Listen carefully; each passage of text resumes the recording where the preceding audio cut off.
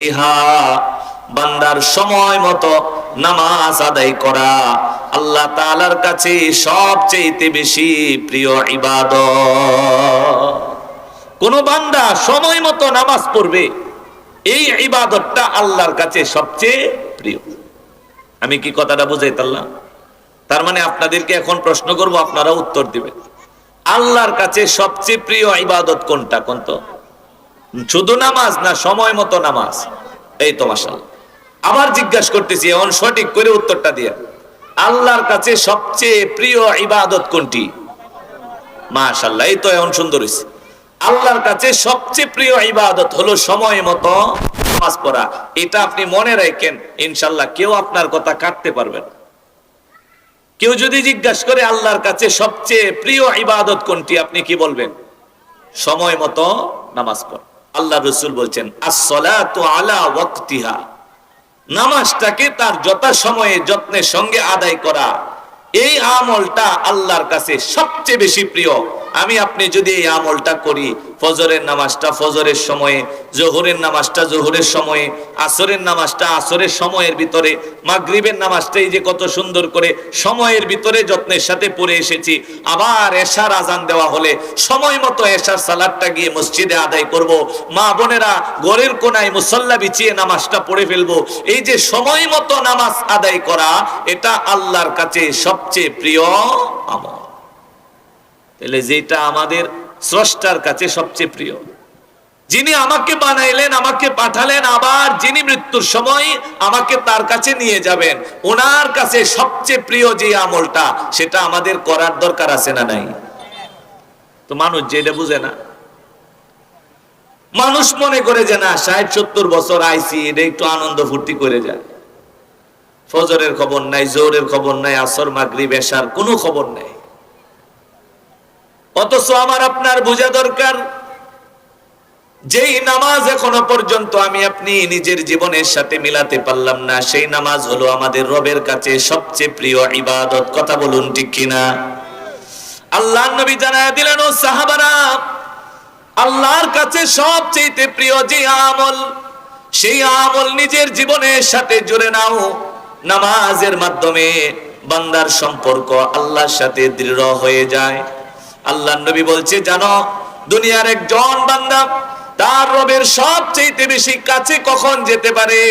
সাহাবায়ে কেরাম বলেন, ইয়া রাসূলুল্লাহ, আমরা তো জানি না, আপনি আপনার রব ভালো জানেন।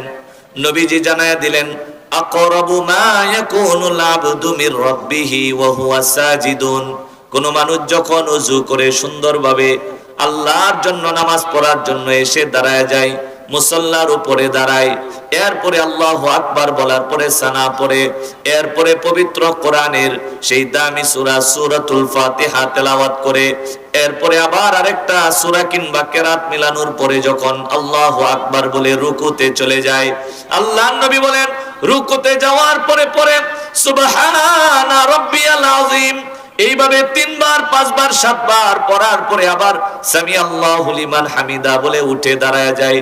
আবার সেখান থেকে আল্লাহর বরত্বের সাক্ষী দেয়, আল্লাহু আকবার বলে যেই জায়গাটার মধ্যে যাই, সেটাকে আমরা সিজদা বলে থাকি।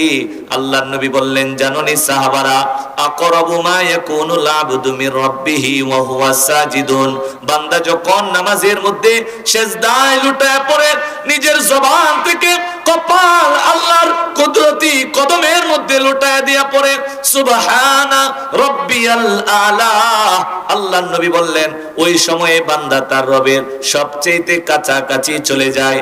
ফাআকসিরুদ দুআ, সুতরাং ওই সময়ে আল্লাহর কাছে নিজের দোয়াগুলি করে নাও। আমার ভাই, যেই মানুষটা নামাজ পড়ে না, সেই মানুষ রবের নিকটে যেতে পারে না। যেই মানুষ দৈনিক 5 ওয়াক্ত নামাজ পড়ে, দৈনিক 5 ওয়াক্ত নামাজেই সেই মানুষ আল্লাহর কাছে চলে যায়। কথা বলুন ঠিক কিনা? এই কারণে আমাদের দরকার নামাজ পড়া। পুরুষ, মহিলা, যুবক, বৃদ্ধ, সাদা দাড়ি, কালা দাড়ি, সাদা চুল, কালা চুল, শিক্ষিত, অশিক্ষিত, বড় লোক, ছোট লোক, হ্যাঁ, কালা ধলা, কই যেরকমই হোক, প্রত্যেক মুসলমান হওয়ার পরেই প্রথম যে আমলটা তার উপরে এসে ওয়াজিব হয়ে যায়, সেটা হলো নামাজ। কথা বলুন ঠিক কিনা? এই যে এখন কয়টা বাজে? 6:37 বাজতেছে। এই মুহূর্তে যদি কোনো একটা বিধর্মী মানুষ আইসা সে যদি পড়ে ফেলে আশহাদু আল্লাহ ইলাহা ইল্লাল্লাহু ওয়া আশহাদু, মাগরিবের নামাজের আরো 6 মিনিট বাকি আছে। মাগরিবের ওয়াক্তের আরো কয় মিনিট বাকি আছে? 6 মিনিট। তার মানে 6 মিনিটে ওযু কইরা 3 রাকাত ফরজ নামাজ আদায় করা কি সম্ভব না? এই লোকটা ঈমান আনার পরেই তার উপর আবশ্যক হয়ে গেছে এই 6 মিনিটের ভিতরে মাগরিবের নামাজটা আদায় করা। সুবহানাল্লাহ বলবেন না? কত নামাজ জেনে মুসলমান হওয়ার পরে ছুটে যেতেছে গা, এডির কি অবস্থা হইব? নামাজের যদি এতই গুরুত্ব থাকে তাহলে বলেন আপনার যে কত শত নামাজ ছুটতেছে এর কি অবস্থা হবে? আপনি আল্লাহর কাছে কি জবাব দিবেন? আমার ভাই, নামাজ এমন একটা ইবাদত, বলে এটা কোনো অবস্থাতেই ছাড়া যায় না। আপনি সমুদ্রের মধ্যে হাবুডুবু খাইতেছেন, নৌকা ডুবে গেছে, সমুদ্রের পানির মধ্যে আপনি সাঁতার কাটতেছেন, ওই সময়ে সূর্য লাল হয়ে গেছে, পশ্চিম দিগন্তে ডুবে যাচ্ছে, আসরের সালাত এখনো আপনার আদায় করা হয় নাই। ও ভাই, এত কঠিন মুহূর্তে নামাজের ওয়াক্ত চলে যাচ্ছে, আপনার উপর ওই আসরের নামাজ পড়ার দায়িত্বটা রয়ে গেছে। আল্লাহ নবী বললেন ওই কঠিন পরিস্থিতিতেও বান্দার উপর দায়িত্ব হলো অন্তত ইশারা দিয়া আল্লাহর সালাতটা আদায় করে নেওয়া। আপনার জন্য রুকু করা শর্ত না, সিজদা করা শর্ত না, কেন? হালত খারাপ। কিন্তু আল্লাহ নবী জানায় দিলেন নামাজ মাফ করা হয় নাই, অন্তত চোখের ইশারা দিয়া আল্লাহরে বুঝায়া দিবা আল্লাহ ওয়া আকিমিস সালাতা তরফাইন নাহারি।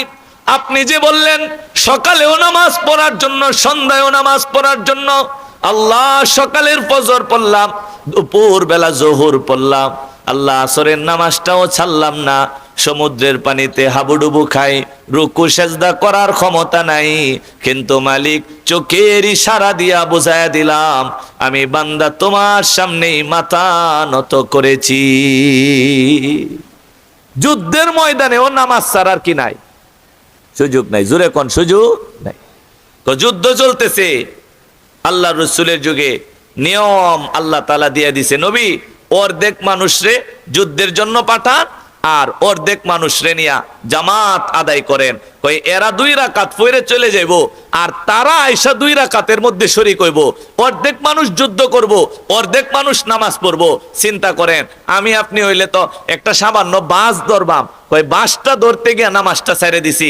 আর যুদ্ধ চলাকালীন সময়ও সাহাবাই কেরাম আল্লাহর রসুল নামাজকে ছাড়ে নাই। তাহলে আপনি বুঝে বলেন নামাজের গুরুত্ব আছে না নাই? আপনার যে শত শত নামাজ ছুটে যেতেছে, এর কি খবর হইব? এর কি অবস্থা হইব? আল্লাহর কাছে কি জবাব দিবে? ঈমান আনার পরে প্রথম যে ইবাদত আমাদের উপর আসে সেটা কি? নামাজ। আমি 2 নামাজের মাঝখানে কথা বলতেছি, তো এই কারণে নামাজ বিষয়টাই হাতে নিলাম। এই শীত আয়সা মসজিদের অর্ধেক মুসল্লি কমায় ফেলছে কেন? এরা শীতে কি মানুষের জাত থেকে বাইরে হয়ে গেছে নাকি? যে গরমের সময় মানুষ আসলাম, ওহন আমরা সবাই গরুর গোষ্ঠীর যোগ দিছি। গরমে মানুষ আসলাম, ওহন আমরা সব ছাগল হয়ে গেছি, এমন নাকি? না, মানুষ হয়ে আছে। মানুষ হয়ে থাকলে মসজিদও নাই কেড়ে বলেন? আমার ভাই, একটু চিন্তা ফিকির করা দরকার। আল্লাহর রাসূল বলছে পৃথিবীর যত ইবাদত আছে, নামাজ স্যার আপনি রোজা বলেন, হজ বলেন, যাকাত বলেন, যত পর্দা বলেন, যা আল্লাহ হুকুম দিয়া ফরজ করছে সমস্ত কিছু আল্লাহ জিব্রাইলের মাধ্যমে দুনিয়াতে আল্লাহ রাসূলের 23 বছর জীবনের ভিতরে পাঠাইছে। জিব্রাইল আয়া বলছে ইয়া রাসূলুল্লাহ, আল্লাহ বলছে এই হুকুমটা জারি করার জন্য। নবীজি এই হুকুম সাহাবায়ে কেরামের মধ্যে জারি করে দিছে, কিন্তু এক্সেপশনাল হলো নামাজ। নামাজের ফরজ করার হুকুমটা আল্লাহ পাক রব্বুল আলামিন দুনিয়াতে পাঠান নাই, বরংস আল্লাহর রাসূলকে আসমানের উপরে উঠায়া আল্লাহ পাক রব্বুল আলামিন নামাজ নামক হাদিয়াটা নবীর হাতের মধ্যে উম্মতের জন্য দিয়ে দিছে। আপনারা শুনছেন না এই ঘটনা? আল্লাহ রাসূলের জীবনে এক শ্রেষ্ঠত্ব যেটা আল্লাহ দান করেছিলেন কাউকে দেয় নাই। আল্লাহর সাথে সরাসরি কথা বলতেন জলিলুল কদর নবী হযরত মুসা আলাইহিস সালাতু ওয়াস সালাম। মিশরের সেই প্রসিদ্ধ পাহাড় তুর পাহাড়, আপনারা নাম শুনছেন, 7000 ফিট উপরে দাঁড়ায়া হযরত মূসা আল্লাহর সঙ্গে কথা বলতেন, আল্লাহ শুনতেন, আল্লাহ বলতেন, মূসা নবী আল্লাহর কথা শুনতো। সুবহানাল্লাহ। কয় হাজার ফিট উপরে? ৭,০০০ ফিট উপরে। আমরা এখানে বাংলাদেশের মানুষ সাধারণত মিশরে তো যায় না, আমরা তো উমরা করার জন্য মক্কা মদিনাতে যাই। মক্কাতে যেই পাহাড়ের মধ্যে কোরআন নাজিল হয়েছিল সেই গুহার নামটা হলো গারে হেরা, হেরা গুহা। এই হেরা গুহার উচ্চতা হলো সমতল ভূমি থেকে ২,০০০ ফিট। কত? ২,০০০ ফিট উচ্চতা। এই ২,০০০ ফিট উঠতে গিয়ে অর্ধেক রাস্তার মধ্যে অনেক মানুষ বমি করে, অনেকে একটু উঠতে পড়ে, না আমার দ্বারা সম্ভব না, ফিরে আসা পড়ে। আবার অনেকে আছে জজবা নিয়ে, আল্লাহ রসুলের মোহাব্বত নিয়ে, ভালোবাসা নিয়ে আবার উঠতেও পারে।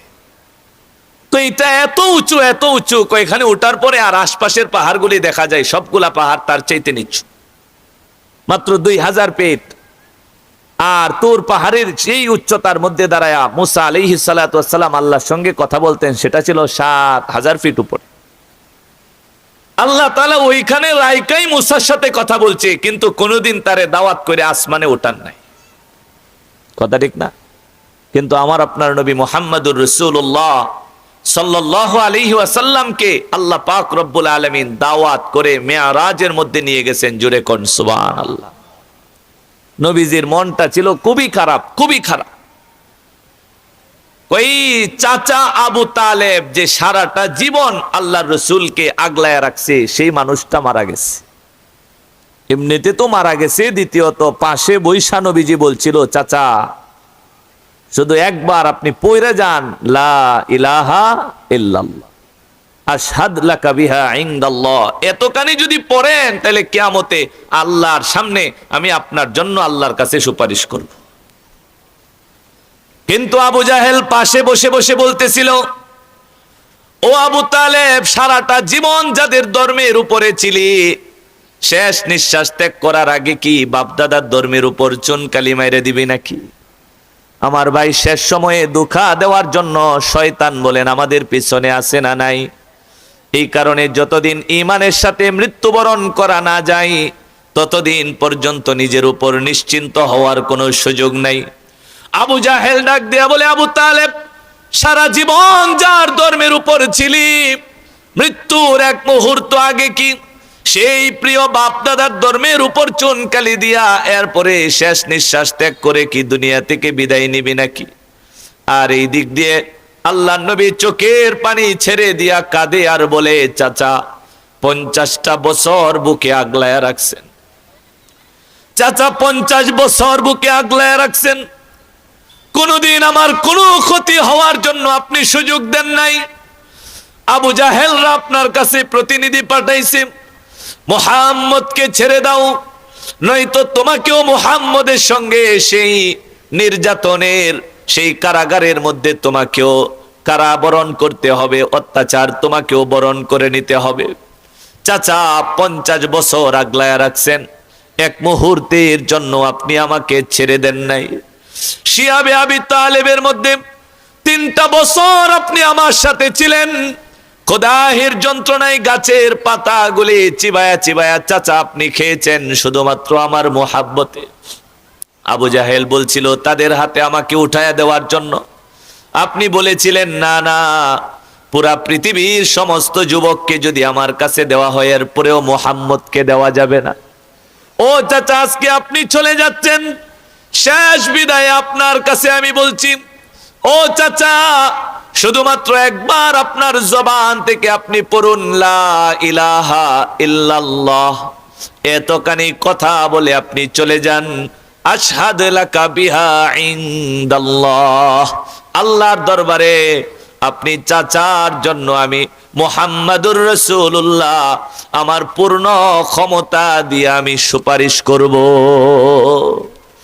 আমার ভাইয়েরা, আবু জাহেল বলতেছে, ও আবু তালেব, বাপ দাদার ধর্মের উপর চুলকানি দেওয়া সঠিক হবে না।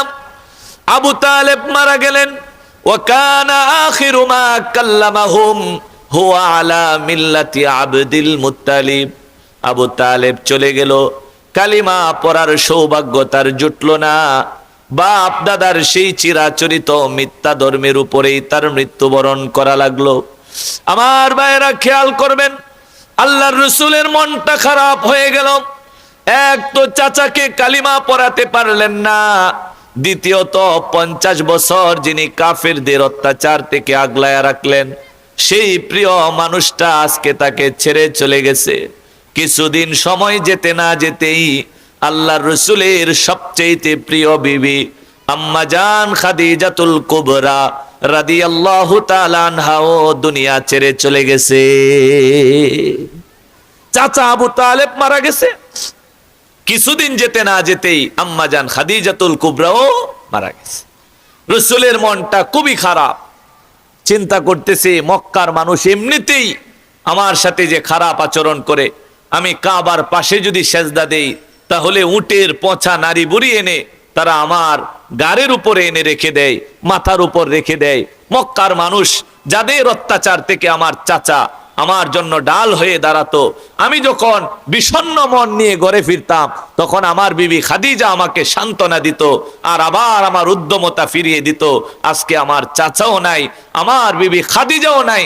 আল্লাহর রাসূল বললেন আমার ছোট সময়ের বেশ কয়েকটা বছর কেটেছিল তায়েফে, সুতরাং আমার মনে হয় তায়েফের মানুষগুলো আমার সাথে ভালো ব্যবহার করবে, এই চিন্তা করে আল্লাহর নবী তায়েফে দাওয়াত দেওয়ার জন্য চলে গেছেন। আল্লাহর রাসূলকে তায়েফের মানুষেরা পাথর ছুঁড়ে মেরেছে, পাগল বলে গালি দিয়েছে, আল্লাহর রাসূলকে তাড়ায়া দিছে। বিষণ্ণ মন নিয়ে নবীজি আয়েশা উম্মে হানির ঘরের মধ্যে শুয়ে রইছে। আল্লাহ পাক রব্বুল আলামিন বলতেছেন, নবী গো আপনার মনটা বড় খারাপ, আপনাকে একটা সফরে আনবো, এমন একটা দামি সফরে যেই সফর পৃথিবীর কোন নবী রাসূলকে দেওয়া হয় নাই। আমার ভাই, আমরা যখন দীর্ঘদিন কর্মব্যস্ততার কারণে এক পর্যায়ে একেবারে আমরাও বিষণ্ণ হয়ে যাই, তখন একটা সফরে যাই আনন্দ ভ্রমণে, যাতে করে শরীরটা হালকা হয়, উদ্যমতা আবার ফিরে আসে, কাজের গতি যেন পুনরায় আবার ফিরে আসে। এই কারণে একটা সফরের মধ্যে আমরা যাই। আল্লাহর রাসূলকেও সেই বিষণ্ণতা কাটানোর জন্য আল্লাহ তাআলা জিবরিলকে পাঠাইয়া দিয়েছেন, বুরাক দিয়া পাঠাইছে, বলে নিয়ে আসো আমার হাবিবকে, বলে এমন এমন জিনিস দেখায়া দেবো, কয়ার পরে আমার নবীর মনের মধ্যেও আবার পূর্ণ উদ্যমতা ফিরে আসবে। জোরে বলেন না সুবহানাল্লাহ। হযরত আদম আলাইহিস